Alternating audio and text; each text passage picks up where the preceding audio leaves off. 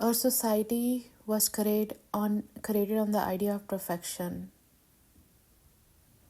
the perfect world, and the pursuit of perfection. That is very destabilizing because then it means if we are not perfect in that moment, there is inherently something very wrong with ourselves and our life situation. And then we are living in perpetual fear. That fears get intensified when there are situations in our society which looks chaotic, out of control, like wars, like job loss, like instability of the society, collapse, uncertainty. So then with that you can realize that the idea that we have to be perfect, everything has to be good, that itself is so flawed. How can you conclude that? You can conclude that by holding that in your situation. If this idea that because everything is not perfect or everything is not good, somehow there is something fundamentally wrong with yourself or your situation, it is a self-negating prophecy and very destabilizing. So how do you go about it? What do you do in that environment? What do you do? You shift your beliefs. You let go of the idea of perfection. When there is so much deregulation in the system, if you try to create perfection or solve a problem, it will regulate it more. So how do you regulate yourself in that moment is to allow the deregulation, to acknowledge that your system is freaked out, and also letting go of the belief system that your life has to be perfect, the situation has to be perfect. Because if you keep that as a base frequency, as your anchor, as your foundation, your house will shake like anything. But if you let go of that belief, then you are more flexible, you are more resilient, you allow instability and imperfection to be present in your life, in your environment, in your job, and even in your relationship. Just sit with situation one. Situation one is there are conflicts in relationship, misunderstanding happen, job loss happen, money loses. And don't add a narrative on top of it. The narrative which gets added is relationships are doomed because of that. People will cut me off. People will abandon me. Or the other narrative is I won't survive. I will painfully go hungry and die. That is the narratives which is added on top of it. If you see the premises in isolation itself, which is there is conflict in a relationship, they might misunderstand, and allow this observation to be there in safety. When you allow, then you're allowing all the negative and all the positive to coexist. In life, you become happy and you become sad. You become rich, you become poor. You are happy and you have suffering. That is a totality of the life. If you try to run away from the negative, from the conflict, from the pain, then you will engage with it indefinitely. but you realize that it is part of the totality, then if these things happen outside or in your life, you have the capacity to feel safe in that moment. And there is another belief which is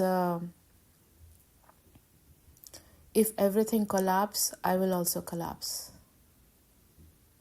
Which is that if you think that there's a conflict in a relationship, I won't be able to survive that. If I lose a job or if I don't make money, I will not be able to survive that. Then what happens is your perception of yourself is a total annihilation of yourself. And that freaks you out. How can it not? It is a perfect storm which you are creating inside of yourself.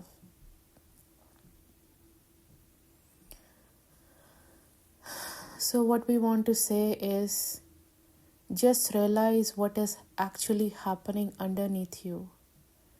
What is happening in the background. Not with an intention to fix it, not with an intention to solve it, and not with an intention to wrong it, shame it, blame it.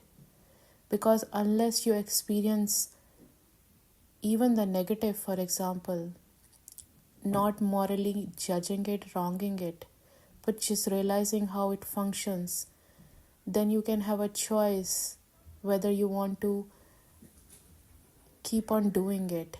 And it all comes back to the belief system. How do you hold that truth, which is, do you want a perfect system, want to live in a perfect system, or you want to live in a variable system which allows the up and down to happen, which is the reality of everything. The total contains good and bad, which you say, or negative or positive.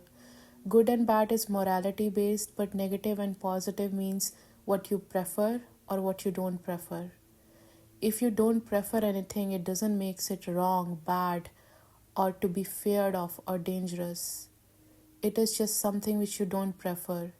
But even if you are dealt with those cards which you don't prefer, instead of freaking out, if you stay calm, if you see that you are safe, you are capable, you are intelligent, you are lovable, you are supportable, which is you start supporting yourself, then at least you can breathe in those situations. Your intelligence is not shut down in that moment. You can function. That is what we are inviting you to do, because this time is so tumultuous. It's going to get more crazy. And even the only thing which you can control is yourself, not the situation. The outside situation will feel more bleak and uncontrollable.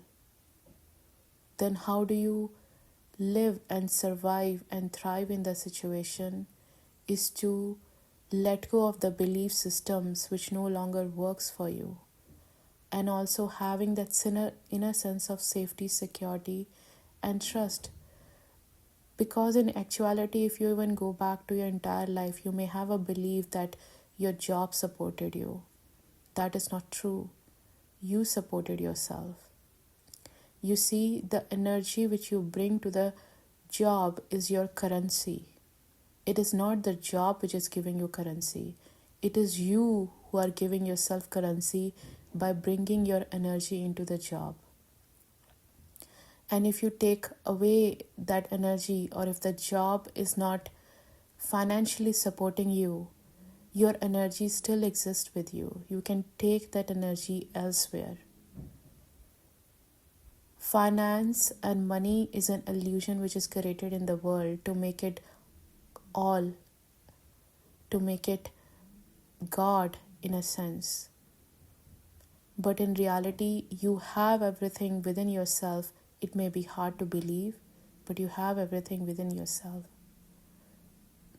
to be able to generate that kind of abundance.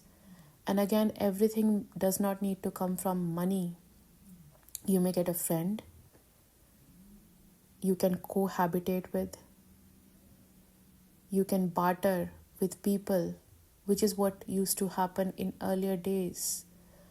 I grow plants, I'll give you that. You give me your labor.